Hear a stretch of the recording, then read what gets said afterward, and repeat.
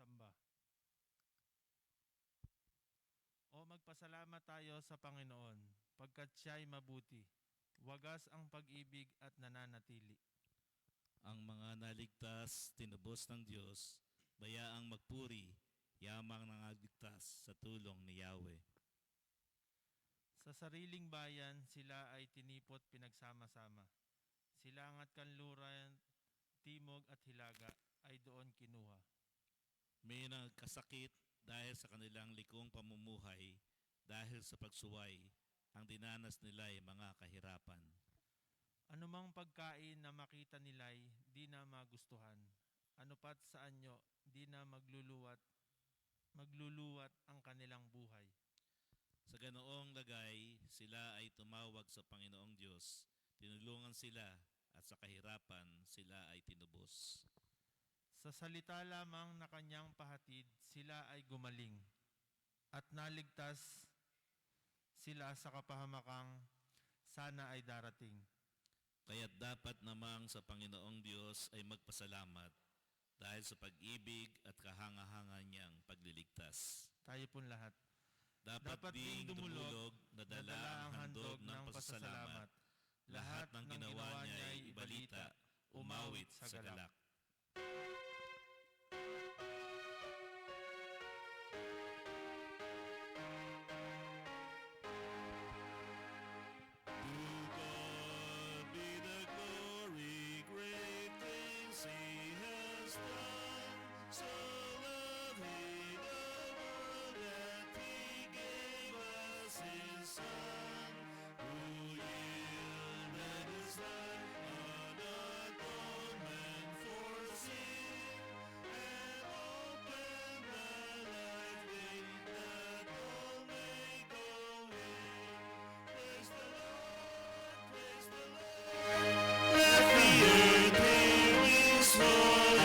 Praise the Lord, praise the Lord.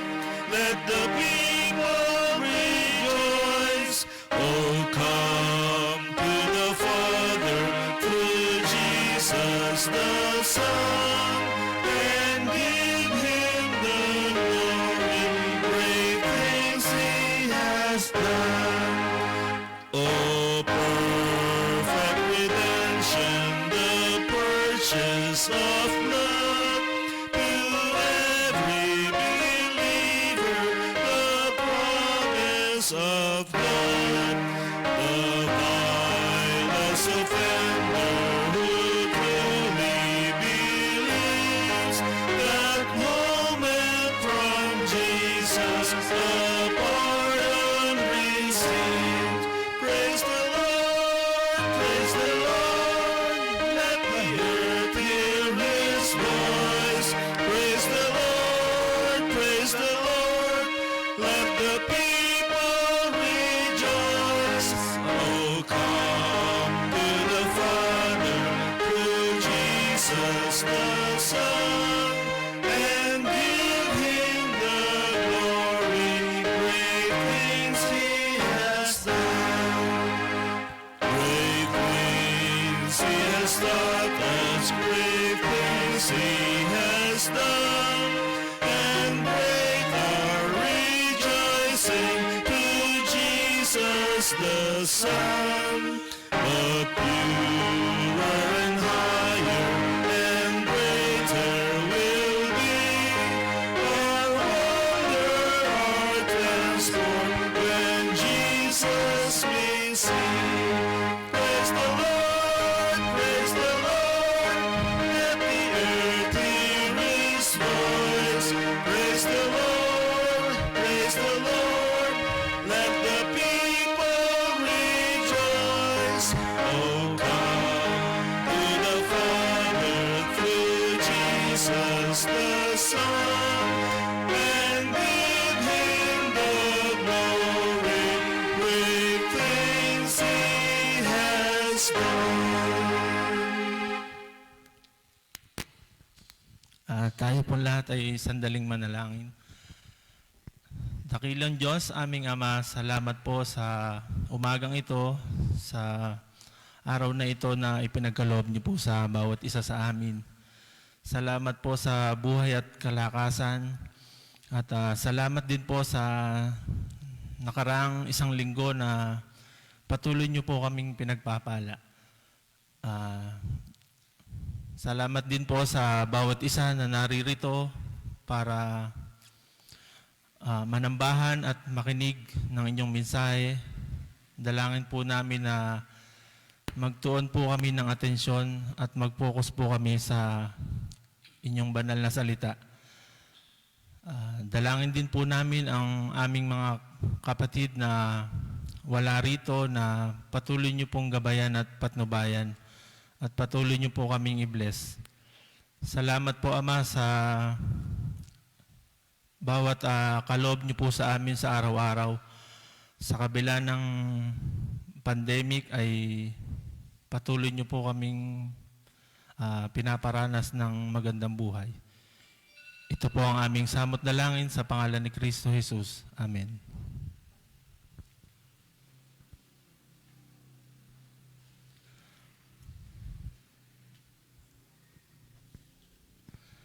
Ngayon po ay dadako po tayo sa paghahandog para sa pagawain.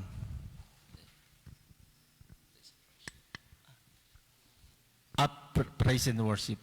Sorry. Panginoon, kahit anong mangyari. At dahil ang mga pangako niya ay totoo at tayo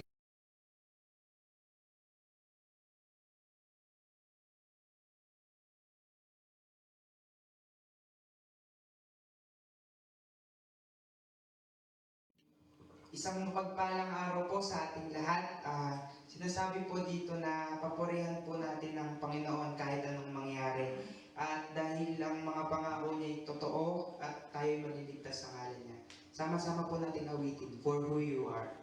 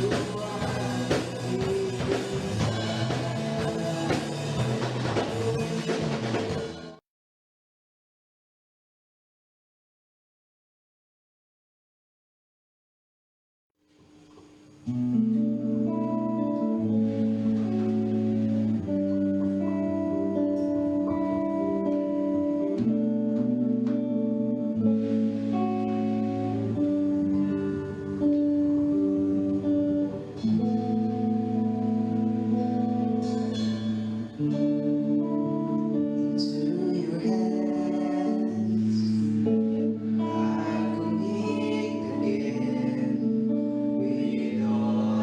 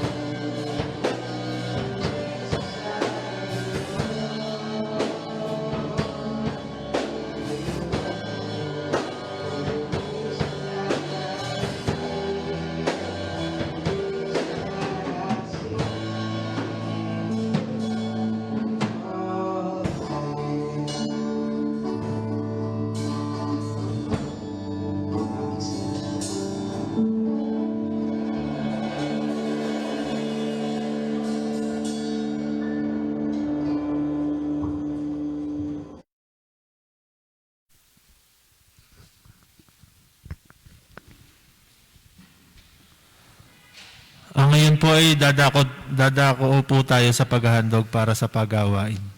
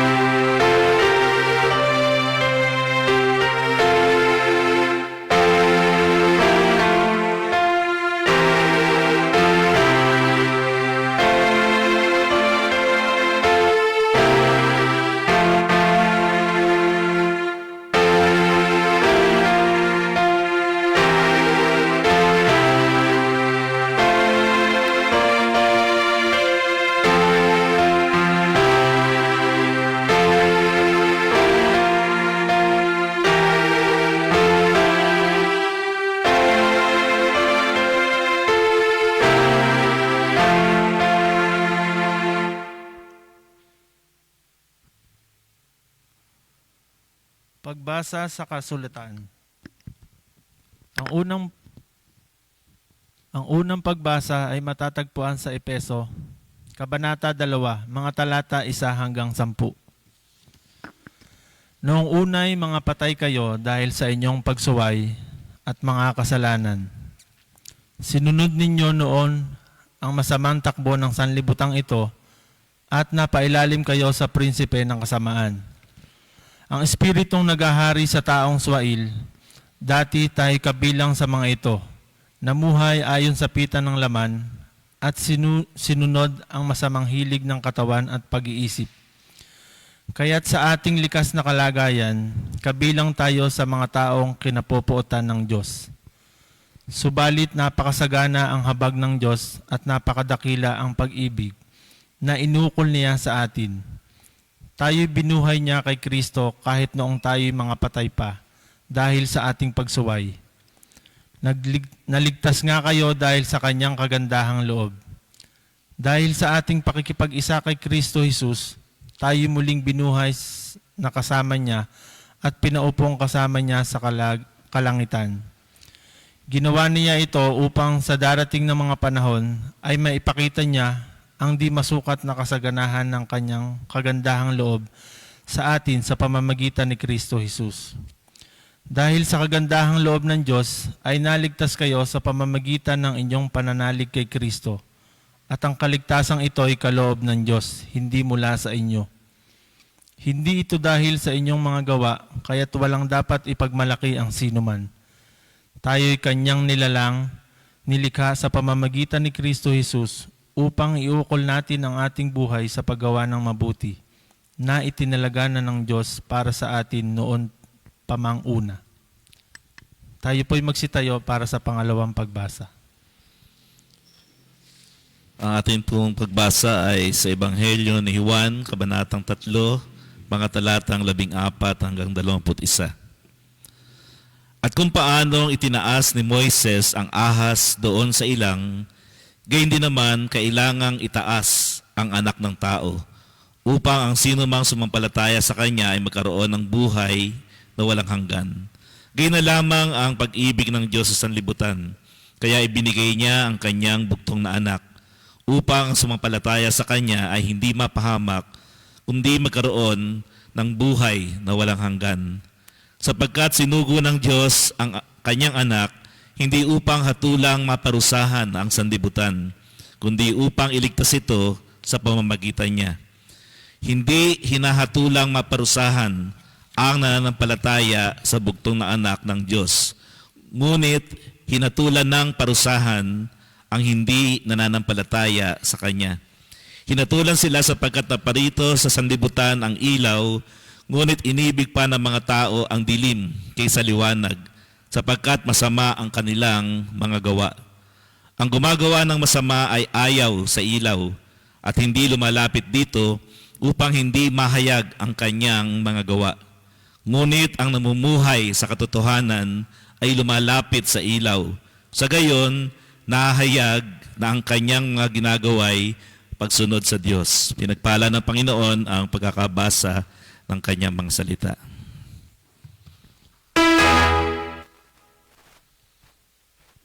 Ang ngayon po ay maririnig natin ang mensahe ng awit na magmumula sa ating kapatid na Cecily Anshen Sunga.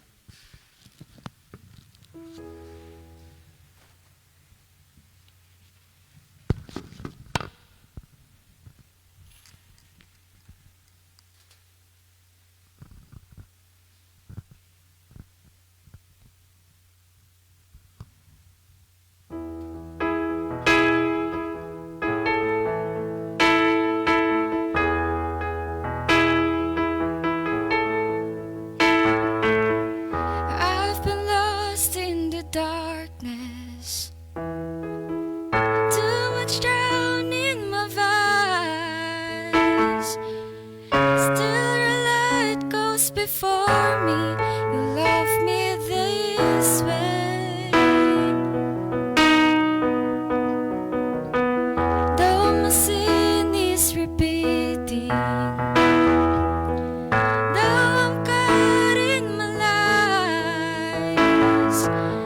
still your love never ending, you love me the same. And you hold me in your arms, and you never let me fall. Oh, I thank you, Almighty God, 'cause you have me through it all. 'Cause the power of your love has overcame my sin and shame are lost by your name. By the power of your grace, I am saved. Jesus, you love me all of my days.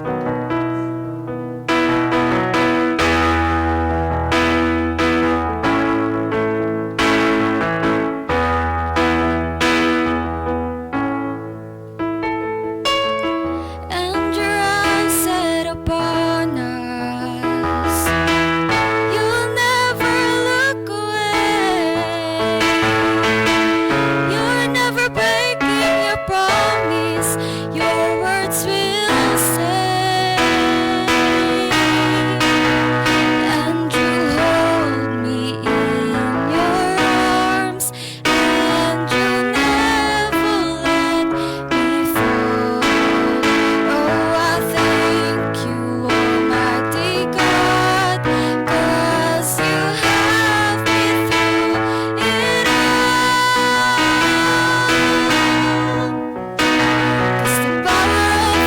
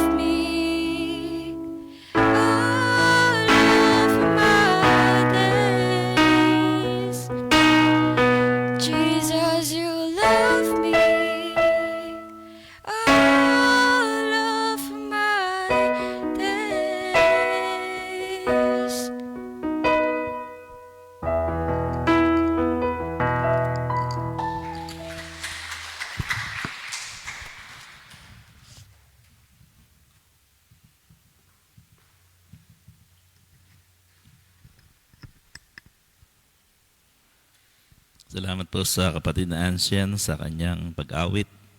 Tayo po ay sandaling manalangin. Dakila at makapangyarihang Diyos, maraming salamat pong muli sa pagkakataon na kami ay may buhay, patuloy niyong iniingatan ng pinagpapala. Sa araw na ito ng aming pagkasama-sama bilang magkakapatid sa iglesyang ito, kasama ang ilan po namin mga kapatid na nasa kanilang mga tahanan at ngayon ay nakikisa sa amin sa pamamagitan ng live streaming. Dalangin po namin, Panginoon, ang inyong presensya at kapangyarihan ng patuloy na mararanasan ng bawat isa.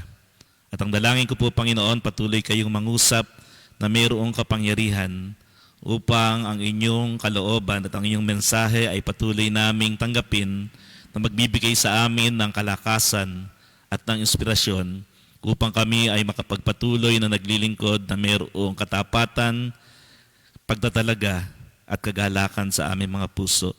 Pagyamanin po ninyo ang aming pagbubulay-bulay ng inyong mga salita. Patuloy kayong mahayag sa aming mga buhay at bubuksan po ninyo ang aming mga puso't isipan upang maliwanag naming tanggapin ang mensahe sa araw na ito. Sa makapangyarihang pangalan ni Kristo Jesus, ito po ang aming dalangin. Amen. Mga kapatid, tayo po ay nasa ika-4 na linggo ng panahon ng Kwaresma. At ang atin pong lectionary reading sa araw na ito ay matatagpuan po natin sa John chapter 3 mula dun sa verse 14 up to verse 21. At nais ko pong samahan ninyo ako sa pagbasa ng mga talatang ito. Tutunghayan po ninyo at ako po ang magbabasa. At kung paanong itinaas ni Moises ang tansong ahas doon sa ilang, gayon din naman, kailangang itaas ang anak ng tao upang sino mang sumampalataya sa kanya ay magkaroon ng buhay na walang hanggan. Sapagkat gayon na lamang ang pag-ibig ng Diyos sa sangkatauhan, kaya't ibinigay niya ang kanyang kaisa-isang anak upang ang sino mang sumampalataya sa kanya ay hindi mapahamak, kundi magkaroon ng buhay na walang hanggan. Isinugo ng Diyos ang kanyang anak hindi upang hatulang maparusahan ang mga tao, kundi upang iligtas ang mga ito sa pamamagitan niya. Hindi hinahatulang maparusahan ang sumasampalataya sa anak, ngunit hinatulan na ang hindi sumasampalataya sapagkat hindi siya sumampalataya sa kaisa-isang anak ng Diyos. Ganito ang paghatol ng Diyos, na parito sa sanlibutan ng ilaw, ngunit inibig pa ng mga tao ang dilim kaysa liwanag, sapagkat ang kanilang mga gawain ay masasama. Kinasusuklaman ng mga gumagawa ng masama ang ilaw, ni hindi lumalapit dito upang hindi mahayag ang kanilang mga gawa. Ngunit ang namumuhay ayon sa katotohanan ay lumalapit sa ilaw upang maihayag na ang mga ginagawa niya ay pagsunod sa Diyos. Pinagpala ng Panginoon ang pagkakabasa ng kanyang mga salita.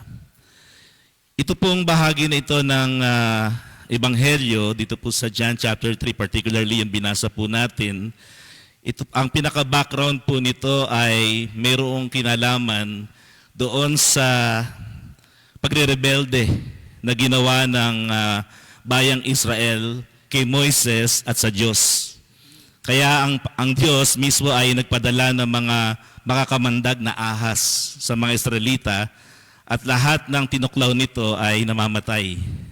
Ngunit lumapit ang mga tao kay Moises at si Moses naman ay nanalangin sa Diyos.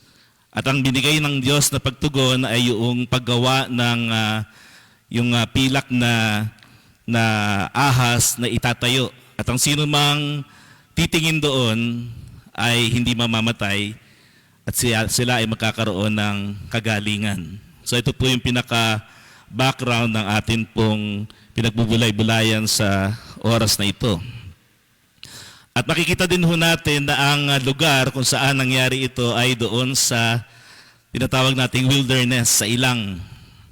At alam ho natin na dumaan sila dito sa ilang dahil mayroong pangako ang Diyos na sila ay dadalhin doon sa lupang pangako. Ngunit sabi nga, for 40 years ay hindi kagad sila nakaalis doon sa ilang. At isa nga sa mga dahilan nito ay yung kanilang pagre-rebelde at yung kanilang pagrereklamo sa Diyos. Ngayon kung titingnan po natin dito sa buhay ng ating Panginoon, makikita ho natin na yung kanyang karanasan bilang anak ng Diyos at tao ay dumaan din ang ating Panginoon doon sa ilang. No? At pag atin pong tiningnang maigi, ito pong ilang na naranasan ng ating Panginoon doon sa wilderness, ay nakaranas siya doon ng matinding tukso at pagsubok mula kay Satanas. Ngunit ayon sa ating basa doon sa Ebanghelyo, ang ating Panginoon ay nagtagumpay doon sa ilang na yun. Ngunit patuloy pa rin ang masama na hindi humihinto sa panunokso sa ating Panginoon upang siya ay tuluyang bumagsak. Mga kapatid, ano ho ang mensahe sa atin ngayong araw, itong panahon ng Kwaresma, tungkol po dito sa mga talatang ating binabasa? Una ho, yung tinatawag nating fallen nature ng tao. No? Kapag ang isang tao ay nasa ilang, sabi nga, ang unang mensahe natin dito, ang ilang na lugar, yung wilderness, ay lugar na hindi natin maiiwasan. Yan. So, ibig sabihin nito, ikaw man ay mananampalataya o hindi, yung karanasan na tayo ay mayroong wilderness experience ay hindi ho maiiwasan ng sino man. Ngayon, ang tanong ho dito, kung hindi ito maiiwasan ng sino man, paano natin tinitingnan at paano natin tinatanggap yung kalagayan na tayo ay nasa ilang? Ngayon, meron hong ilang bagay na gusto kong makita natin dito. Because of our fallen nature, kaya tayo ba dadaan sa ilang? Kung wala sanang pagsuway o kasalanan na nagawa ang tao, hindi naman ito kasama sa plano ng Diyos. Pero ito ay nararanasan ng tao dahil nga doon sa kasalanan na naghahari na. At ang tawag dito, yung fallen nature natin, ito po yung ating tinatawag na sinful nature.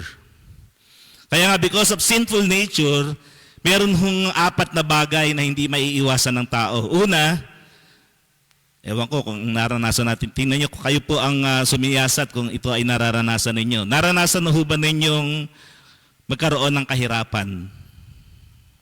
No? Pag sinabing kahirapan, hindi lamang ito tungkol sa material, pinansyal, ito ay maaaring kahirapang pisikal o emosyonal. O kaya kahirapan na sa ating mga relasyon. Kaya kung ikaw ay dumadaan dito sa mga ganitong klaseng mga karanasan, no, physically, ikaw ay challenged, emotionally, meron kang pinagdadaanan, sa iyong relasyon ay meron kang hindi magandang karanasan, dumadaan ka sa kahirapan. At ito po ay wilderness. Pangalawa, hindi rin natin maiiwasan na tayo ay magkaroon ng karamdaman. Yan. Because of our fallen nature, supposedly dapat ang tao hindi nagkakasakit. Pero dahil din sa kasalanan, hindi maiiwasan na ang tao ay dapuan ng karamdaman. Simple man o malala. No, yung simpleng pagsakit ng ulo, yung lagnat. Ngayon, yung dati, akala natin simple lang yung pagsakit ng ulo, yung lagnat, yung sipon. Ngayon, pag meron ka ng ganun, ang tingin na meron ka ng COVID. Diba? At ito ay isang malalang kalagayan na sa ating panahon ngayon. Kaya ngayon nga, may restriction na naman tayo na 30% lang sa simbahan. Hindi na ho pwedeng munang pumunta yung 15 years old pababa at saka 65 years old pataas. Dahil nga sa restriction ng atin pong city government. So yun po ay hindi natin maiiwasan, no? Because of our fallen nature. Pangatlo at pang-4 ito, katandaan. Kung minsan, pag ikaw nagkaroon ng karamdaman, hindi ka na umaabot sa katandaan. Pero kung ikaw ay nagtagumpay sa mga iba't ibang uri ng karamdaman, physical, no, emosyonal, pwede kang tumanda. Umabot ka ng 70, umabot ka ng 80 years old, yun po ay isang magandang kalagayan. Pero hindi mo pa rin maiiwasang tumanda. Noong panahon ng ating Panginoon sa Biblia, makikita natin gaano ba kataas yung edad ng mga tao. No, parang 100 ay pangkaraniwan lang. Ngayon ho, ang sabi sa Biblia, yung 70, kung malakas ka pa, no, doon po sa Psalm 90 verse 10, ay pwede ka pang umabot hanggang 80. Ibig sabihin, kapag umabot ka ng 80, malakas ka at ikaw ay yun po ay isang pagpapala na sa Panginoon. Pero tatanda ka pa rin. No? At yung pang-apat nga, hindi natin may iwasan, yung kamatayan, physical. So ito po mga bagay na ito ay nagdadala sa atin doon sa kalagayan na tayo ay lumalakad sa ilang, sa wilderness ng buhay. At kung titingnan natin, bagamat ayaw natin ito hanggat maaari, walang exempted. Kung sabihin mo nga sa katabi mo, bagamat malayo naman, may distancing, hindi ka makakaiwas dito. No. Ngayon, ito. Ang tanong, ano ang magiging reaction mo? Ano ang nagiging reaksyon ng tao na dumadaan sa isang ilang na lugar o wilderness? Dalawa ho ang reaksyon. Una, yung paghihimagsik. Katulad po ng mga Israelita, ang naging reaksyon nila sa ilang ay paghihimagsik. Buti pa doon sa Ehipto, kumakain kami. Nakakain kami ng karne. Bagamat during that time, alipin sila. Nahihirapan din sila, pero nung nasa ilang na sila, hindi na yun ang nakita nila, na sila ay dumadaing sa Diyos upang sila ay ilabas doon sa Ehipto. At sa halip, naghimagsik sila at nagreklamo. Kaya magkasama lagi yan eh. Kapag ang tao reklamador, ang puso nun naghihimagsik eh. Paano kayo nagre-react? Sa kahirapan, sa karamdaman. Yung iba sa katandaan, medyo pag malapit ng yung retirement age, nagiging insecure na sa buhay. At meron siyang takot na baka bukas ako'y mamamatay na. No? At minsan kino-question mo na ang Diyos. Pero kung hindi ka ganon, well and good, mga kapatid. Bakit? Kasi alam mo yung totoong kalagayan ng buhay natin dito sa mundo bilang mga anak ng Diyos. Sa halip na ikaw'y maghimagsik, naroon yung pagsunod. At alam mo, kaya ka sumusunod sa Diyos dahil meron kang misyon. At yung misyon na yon, pag natapos mo na, talagang kukunin ka na. Okay. So yun po yung unang punto na makikita natin dito sa ilang. Sa ilang na lugar, ito ay lugar na hindi maiiwasan. Pangalawa, pero bago tayo pumunta doon, gusto kong basahin natin yung sinasabi sa Ephesians 2:8 and 9 hanggang 10. Sabi rito, sapagkat dahil sa kagandahang loob ng Diyos, kayo ay naligtas. No, yun yung biyaya. Sa pamamagitan ng pananampalataya. At ang kaligtasang ito ay kaloob ng Diyos at hindi sa pamamagitan ng inyong sarili. Hindi ito bunga ng inyong mga gawa, kaya't walang dapat ipagmalaki ang sinuman. Sapagkat tayo'y nilalang ng Diyos, nilikha sa pamamagitan ni Kristo Jesus upang iukol natin ang ating buhay sa paggawa ng mabuti. Yun po yung ating misyon eh. Yan ang layunin, pinili ng Diyos para sa atin noong una pa man. Kaya katulad ng ating Panginoong Jesucristo, iisa lang naman yung layunin at misyon ng Diyos sa Kanya at sa atin. Kaya kung ang ating Panginoon ay dumaan sa ilang, daraan din tayo, walang exempted. Pero ang maganda doon, sa halip na tayo magrebelde, tayo po ay susunod. Sapagkat alam natin, may dahilan ang lahat ng bagay na yan. Kaya yung pangalawa, napakahalaga po ito. Yung ilang na lugar ay lugar na di natin maiiwasan, pero ito rin ay lugar ng tukso at pagsubok. Di ba? Ito po yung naranasan ng ating Panginoon. So pareho tayo nakakaranas ngayon ng panahon ito. Kayo ba ay dumadaan sa matinding mga pagsubok ng buhay? Katulad na rin ng mga nabanggit ko kanina, yun po yung mga pagsubok eh. Pero iba pa rin ho yung tukso. Minsan dahil sa pagsubok, bumibigay tayo. Halimbawa, sinusubok ka sa iyong material na pangangailangan o kaya financial. Dahil doon sa pagsubok na yon, minsan natutokso kang gumawa ng mga bagay na hindi tama. At alam mong labag sa kalooban ng Diyos at maaaring makasira sa ating kapwa-tao. Minsan gagawa ka ng mga bagay na hindi karapat-dapat. Kaya minsan itong tukso at pagsubok, magkasama ito. Kapag ikaw ay sinusubok, kinakailangan mapagtagumpayan din natin yung mga tukso sa buhay. Maano naman natin yan makikita natin. Pero doon sa wilderness, makikita natin na kapag ikaw ay nagpatukso, babalik ka ulit doon sa iyong fallen nature. Ngayon, ito ang isang bagay na gusto ko makita natin Ang ating Panginoong Jesucristo, napunta siya sa ilang dahil dinala siya ng Espiritu Santo. Tayo naman mga tao, kaya tayo napunta sa ilang dahil doon sa fallen nature. Meron tayong kalikasang makasalanan, kaya hindi natin maiiwasan. At pareho lang ang epekto. Tayo ay tinutokso at sinusubok. Lalo na ngayong pandemic na ito, hindi ko alam kung paano natin mapagtatagumpayan yung ating mga pagsubok at tukso. Pero mga kapatid, isang bagay yung gusto kong sabihin natin dito. Kanino ka lalapit sa panahon na kailangan mo ng kalakasan para magtagumpay? Ano sabi doon sa John chapter 10 verse 10? Ang sabi doon, the thief comes only to steal, to kill, and to destroy. No? Yung magnanakaw daw. At yung binabanggit doon, walang iba, kundi ang masama. Yung nasa kadiliman. Si Satanas. Yun po yung binabanggit dito. Pero ang sabi ng Panginoon, na parito ako, I came that you might have life and have it more abundantly. I came that you might have life and have it to the fullest. No, sa Pilipino, maganda Naparito ako upang ang tao ay magkaroon ng buhay, isang buhay na ganap at kasiyasiya.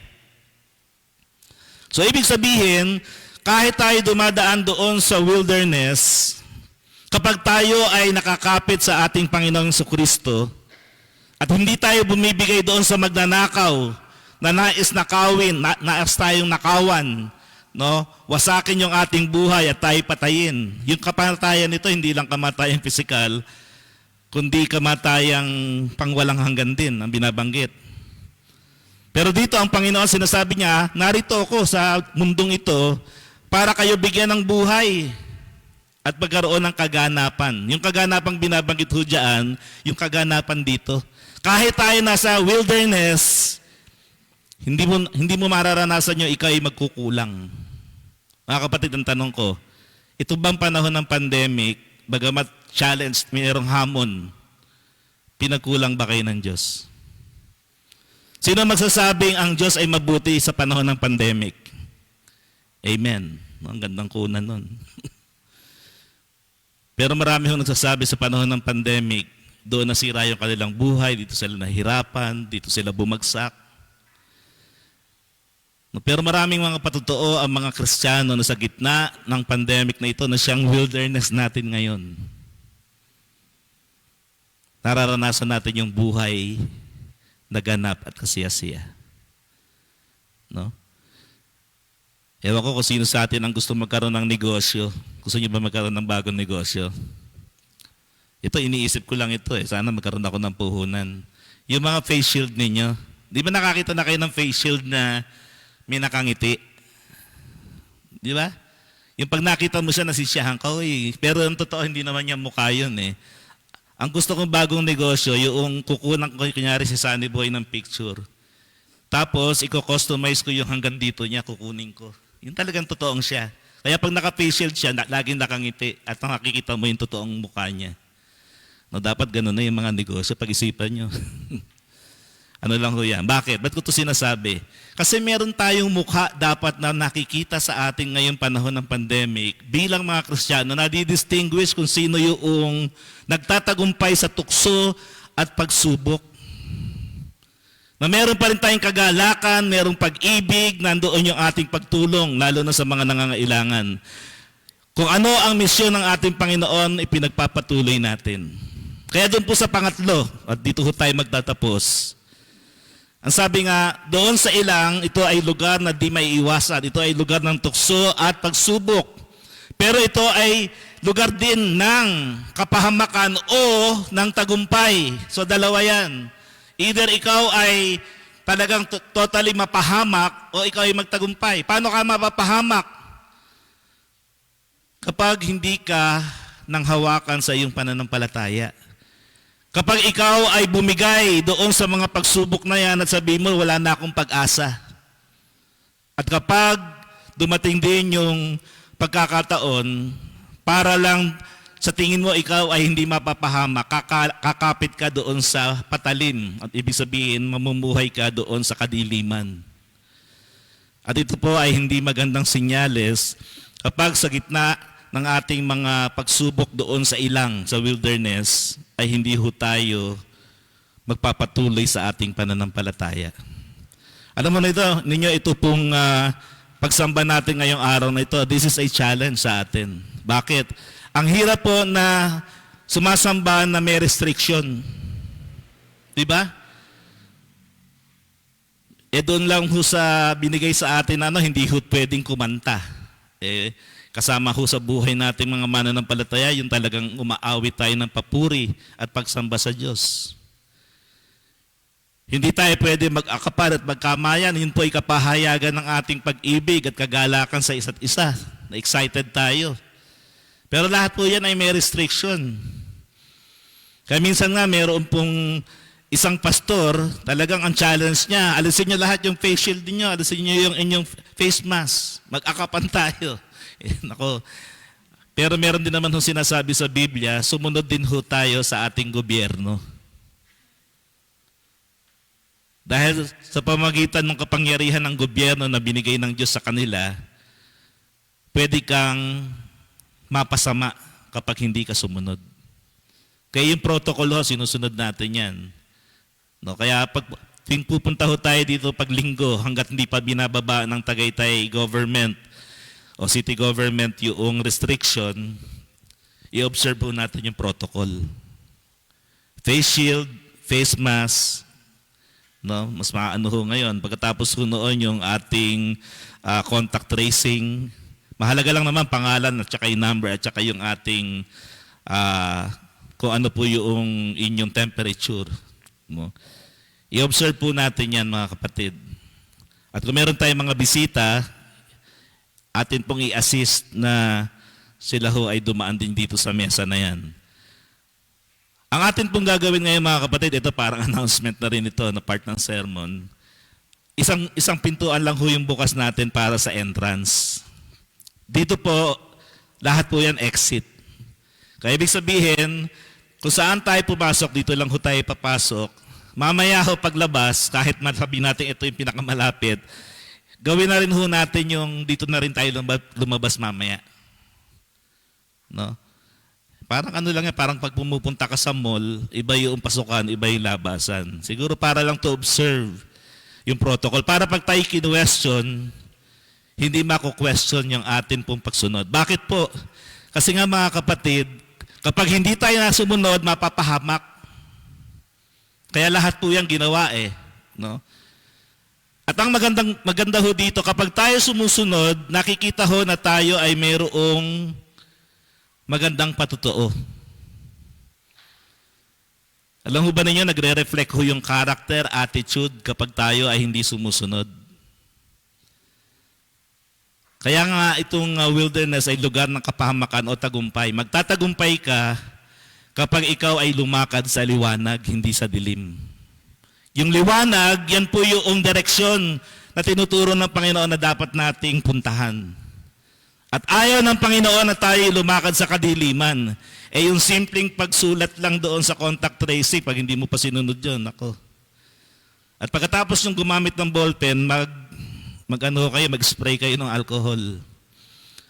Mga specific na mga gawain lang ito mga kapatid, pero yun po ay pagsunod. Di ba? Meron nga tayong kapatid wala pa naman siyang 64 years old. Sabi niya, mukhang hindi muna ako sisimba. Pero salamat dahil nandito siya. Huwag niyo na akong tanongin. Ang ibig sabihin lang nun mga kapatid, mas naghari sa kanya yung kahalagahan ng kanyang pagsunod sa Panginoon at pagsamba sa ating Diyos. No? Meron pong isang survey na ginawa, ito yung nakakalungkot Yung survey na yon nagsasabi, marami daw mga Kristiyano ngayon nasanay na. Nasanay na saan? Nasanay nang hindi pumunta sa simbahan. Kasi nga may restriction Pero, merong ilang porsyento din, mababa lang. Yung excited sila, na basta sabi nga nila, basta natapos lang yung restriction na to, ito, mga senior citizen. Payagan lang kami na sumimba, hindi na magdadalawang salita, nandun kaagad ako sa simbahan. Bakit? Kasi ito po yung kapahayagan, yung pagpunta sa simbahan at sama-samang pananambahan, kapahayagan po yan na tayo ay isang katawan sa Panginoon na nagsasama-sama para siya ay papurihan at pasalamatan. At ito po ay encouragement sa bawat isa. Kaya nalulungkot po ako ngayon dahil marami sa ating mga age 65 and above hindi natin kasama ngayon. Kaya nga naka-live streaming tayo. Naka-live streaming ba tayo? Yan. Nakukunan ba ako? Sayang naman Yan, mamaya pakuha din kayo para makita natin. No, ito kasi yung first time natin na 30% lang. No? At meron tayong gagawin mga kapatid na siguro, kung kaya niyan, maluwag pa naman tayo kasi dala-dalawa, bawat lang naman pews. Pero kung sakali na darating itong week na to, maglalagay tayo ng siguro by Wednesday, meron tayong parang registration na magsasabi ka na sa darating na linggo, ako po ay a-attend. Kasama ko po ang isa o dalawa. Kasi pag tayo po lumampas sa 33, sasabihin natin doon sa mga magiging late ang registration, puno na po tayo. Pero pwede pa rin kayong sumamba kahit puno na tayo dito. Bakit? Saan pupunta? Maglalagay tayo ng upuan sa labas. Mas safe pa rin yun. No? Ito po yung mga bagay na sinasabi ko, very practical sa panahon natin ngayon bilang pagsunod at bilang kapahayagan na tayo lumalakad sa liwanag dahil sa pagsunod sa Diyos, sa gobyerno na Kanyang itinalaga at sa atin pong pagkakaisa bilang mga mananampalataya. Kaya sa diwa pong ito mga kapatid, nais kong basahin yung huling mga talata dito po sa John chapter 3 verse 19 hanggang 21. Ganito ang paghatol ng Diyos na parito sa libutan ng ilaw, ngunit inibig pa ng mga tao ang dilim kaysa liwanag, sapagkat ang kanilang mga gawain ay masasama. Kaya wag tayo magpatuloy doon. Verse 20, kinasusuklaman ng mga gumagawa ng masama ang ilaw. Ayaw natin tayo ay, kaya nga pag gumagawa tayo ng masama, minsan in secret ni hindi lumalapit dito upang hindi mahayag ang kanilang mga gawa. And then finally, ngunit ang namumuhay ayon sa katotohanan ay lumalapit sa ilaw upang maihayag na ang mga ginagawa niya ay pagsunod sa Diyos. Mga kapatid, ang challenge po sa atin, lumakad tayo sa wilderness na ito ng ating buhay na hindi natin may iwasan, pero tayo ay may pagsubok, may tukso, ngunit ang ating pong piliin, yung tayo ay magtatagumpay. Tayo po'y manalangin. Dakilan makapangyarihang Diyos, maraming salamat po sapagkat patuloy niyo kaming pinapaalalahanan na sa buhay na ito may mga bagay na hindi namin may iwasan. Ngunit yung reaction po namin, yung kung kami ay magre-rebelde o kami, Panginoon, ay patuloy na magtitiwala sa inyo sapagkat meron kayong itinalagang misyon sa bawat isa sa amin. Hayaan po ninyo makita namin yon kahit sa gitna ng mga pagsubok. At kami ay maging katulad din ng aming Panginoon na lalakad sa liwanag sapagkat kayo po ang aming kaagapay, kayo magbibigay sa amin ng lakas upang sa gitna ng mga pagsubok at tukso, nasa bantaman kami ng mga kapahamakan, hindi po ito mangyayari sa amin. Sapagkat dahil sa aming pananampalataya at pagtataas sa inyo, yung pagtingin po namin katulad ng mga Israelita, lahat ng titingin doon sa krus, kung saan nandun yung ahas. Yun po ay simbolo na napagtagumpayan ang kasalanan. At dahil doon, lahat kami ay gagaling, hindi mapapahamak, kundi magkakaroon ng buhay na walang hanggan. Maraming salamat, Panginoon. Ito po ang aming dalangin sa pangalan ng Ama at ng Anak at ng Banal na Espiritu. Ang lahat ay magsabi ng Amen. Amen.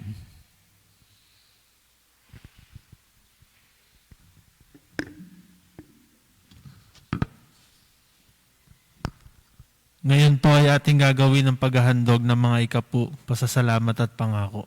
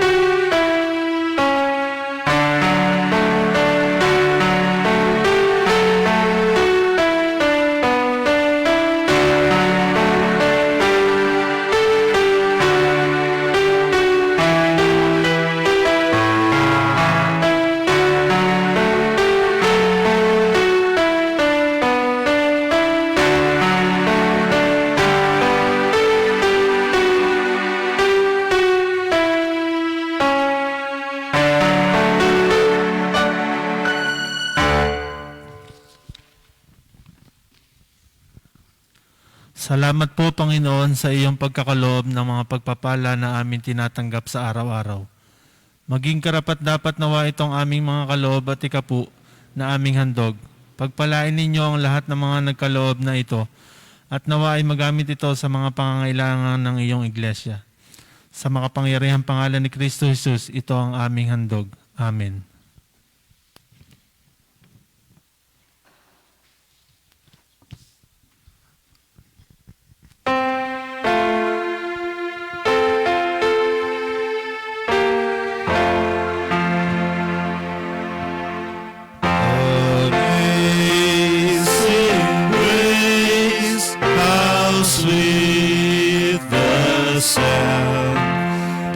Save a wretch like me. I once was lost, but now I'm found. Was blind, but now I see. Was grace that taught my heart to fear, and grace my fears relieve. How preciously that grace appeared, the hour I first believed.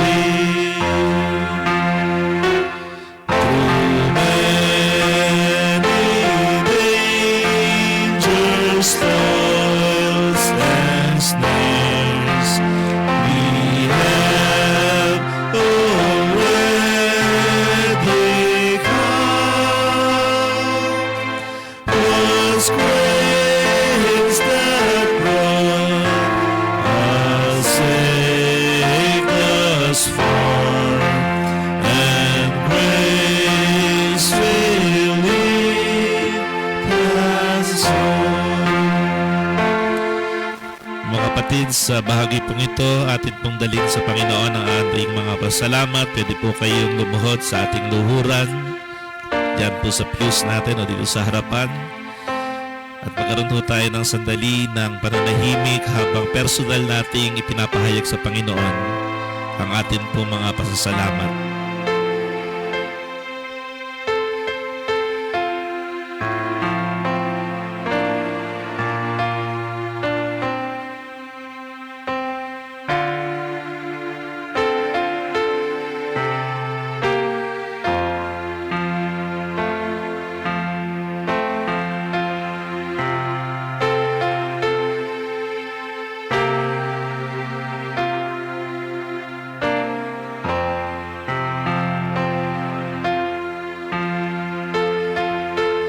Panginoon, narinig po ninyo ang dalangin ng bawat isa.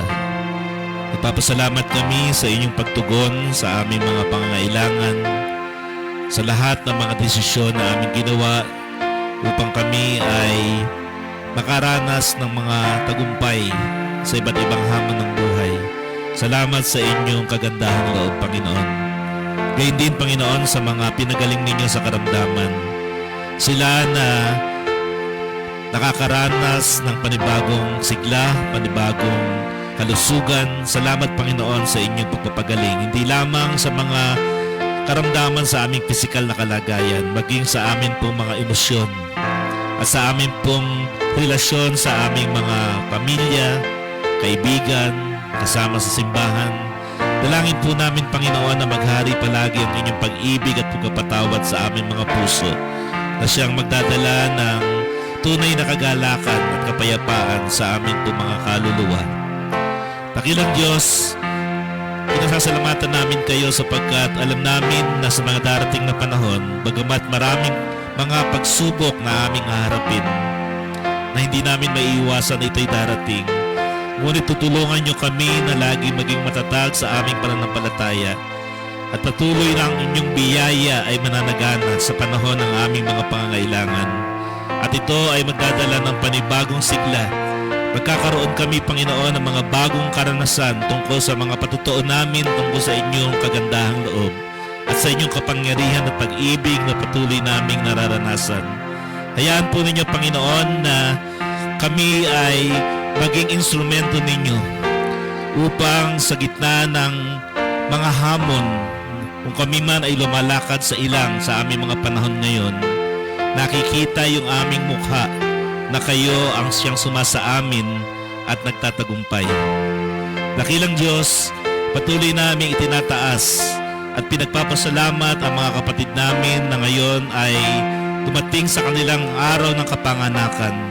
Ang aming kapatid na Manny Sunga, tinataas po namin siya sa araw na ito sa kanyang kaarawan. Nawa ang inyong pag-iingat, pagpapala, kalusugan at pagtugon sa kanyang panalangin at higit pa sa kanyang inaasahan ang patuloy po ninyong ipagkakaloob.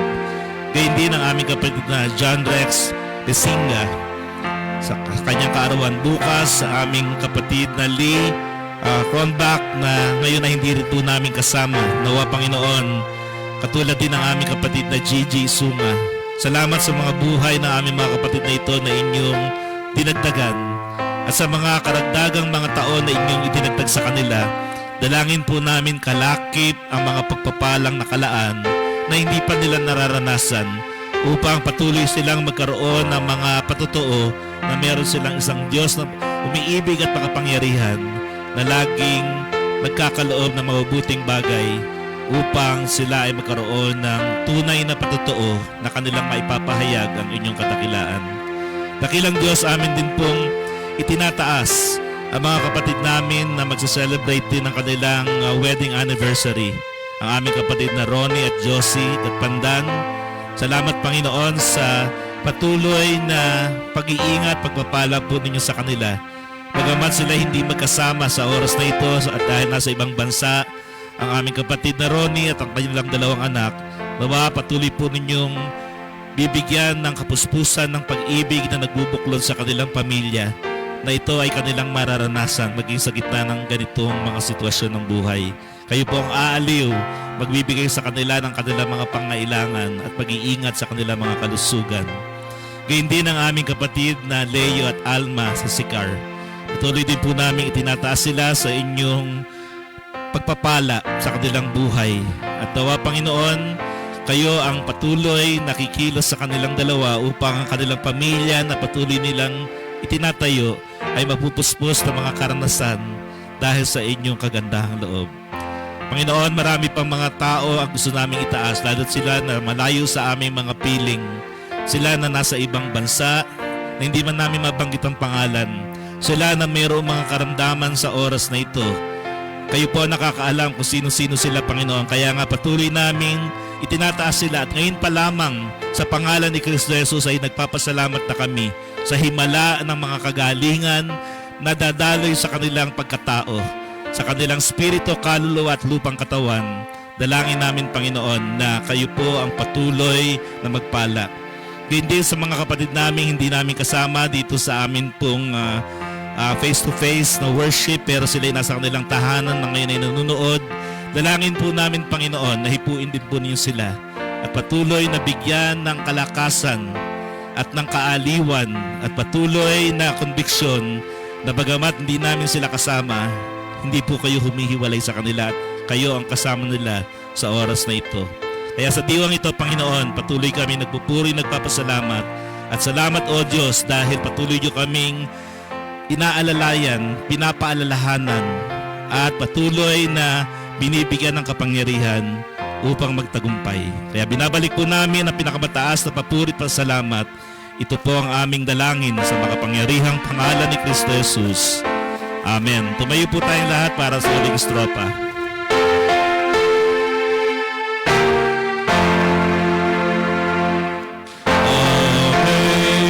Amazing grace, how sweet the sound that saved a wretch like me. I once was lost, but now I'm found. Was blind, but now I see. At ngayon tanggapin natin ang walang hanggang pag-ibig na ating Diyos Amang nasa langit, ang pagliligtas ng kanyang bugtong na anak sa Jesucristo na ating Panginoon, ang pakikipisan, tanglaw, gabay, kaaliwan, kapangyarihan ng banal na Espiritu, ang laging sumaatin, ngayon at magpakailanpaman. Amen.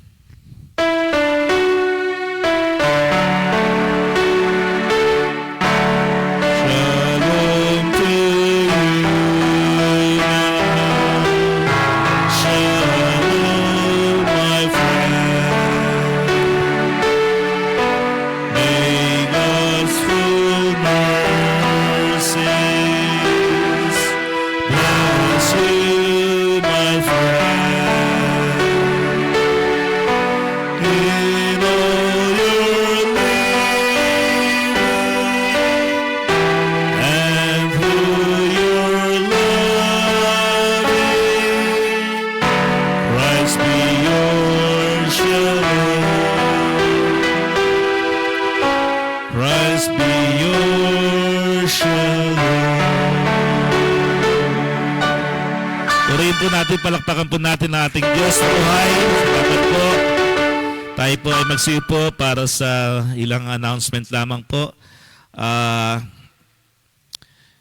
Yung atin pong gawain every Wednesday ay hindi ko namin napag-usapan ito nung nakaraang meeting, pero dahil nasa restriction pa rin ho tayo at karamihan din ng pumupunta ron ay mga senior, magkakaroon na lang po tayo ng online na prayer gathering. No? So, siguro kaming mga nandito sa lugar na ito, pwede kami magsama-sama, pero yung gustong pumunta rin, pwede naman. No? Kung ilan lang naman ho tayo. Pero ito po ay ila-live din po natin. Kaya ibig sabihin, yung mga gustong pumunta voluntarily, basta importante lang ho yung protocol ay susundin natin. Tutuloy pa rin ho natin yung ating gawain ng prayer meeting sa the same time, 3:00 pa rin po ng tanghapon. Kaya yun lang po yung isang mahalagang pahayag kasi hindi man ho natin pwedeng putulin, lalo na ito ay isang panalangin na napakahalaga sa buhay ng ating iglesia. So yun po yung ating pahayag ngayon. Meron pa ho bang ibang announcement? Sige, si kapatid na Josie. Okay. Siguro pag-uusapan natin uli ito kasi yung March 21 kasi ay Sunday din naman yan. Pero dapat kasi matuloy din yung meeting natin eh. Kasi pag natapos na itong restriction na ito, tingin ko naman hindi rin ito tatagal. Kasi ang gusto rin mangyari ng atin pong city government sa ganitong panahon ay marami rin yung magpa-inject para doon sa vaccine. No? Kaya kapag talagang lumalala yung sitwasyon, kailangan ko talaga nating gawin yun. Bagamat mayroong ibang mga Kristiyano, iba yung kanilang interpretasyon, pero nakikita naman natin na talagang kailangan sa panahon natin itong yung pamprotekta sa ating katawang lupa. So, yun po yung atin. Tapos meron din ho tayong gawain ng Holy Thursday, Holy Friday, i-announce po natin. Pero yun po mga tinalaga na natin na magsasalita, sasabihin po namin sa inyo after siguro itong mga week na ito dahil pag-uusapan no, kung kayo po ay pwedeng mag-record or pumunta rito at tutulungan namin kayo mag-record. Siguro ganun po yung ano. Kaya ang pinakamaganda ho, isulat na ninyo yung inyong mga messages. Yan po yung mga speaker natin sa 7 Last Words. Si Teacher Kat, si Jeronimo, ayan, ang ating, isa sa mga UM Mayap natin. Sino ba sa Mayap? Parang si ano ata eh. Si Pastor Adrian ata ang nasa isip nating kinakausap nung nakaraan eh. Si Adrian, si Andre, si Ate Ina. Yan, hindi makakapunta itong mga ito kung may restriction pa. Si Attorney at ang inyong pastor. So yan po yung ating gawain ng Biyernes Santo. Alauna po ng hapon. No? At yung ating namang Thursday na Holy Thursday ay sa ganap na alas 7 ng gabi. So yan po yung ating gawain. Kaya isama ho natin sa panalangin na mabilis na masugpo na itong pagkalat. Yun naman ang iniiwasan natin city government. Yung 2 linggo na pahinga ay maputol na yung pagkalat ng virus. Yun po ang talagang gusto mangyari. Kaya hopefully matapos ang buwan nitong March, pagdating na April po ay makabumalik na ulit tayo doon sa dati nating 50%. No? So yun po, kaya kung yung ating mga senior, kung kinakailangan wag muna talaga lumabas, ingat ho muna talaga, wag muna lumabas. Meron pa bang iba announcement? Teacher Kat, wala na. Tungkol sa ating choir at sa mga, sa banda. Recorded. Si Chia naman ang magiging choir. Yung choir natin isa na lang. Bagamat doon sa restriction, sabi wala raw kakanta. Sabihin na lang daw. Pero mukhang mahirap gawin yun eh. Pero importante lang, basta lang ho tayo. No? Okay, so yun lang po yung ating mga announcement at mag-ingat po tayo, patuloy ho tayong manalangin sama-sama na pagkaisahan natin na matapos na po itong season na ito, yung pagkalat, no, lalo na dito sa Tagaytay. Okay? God bless us all po.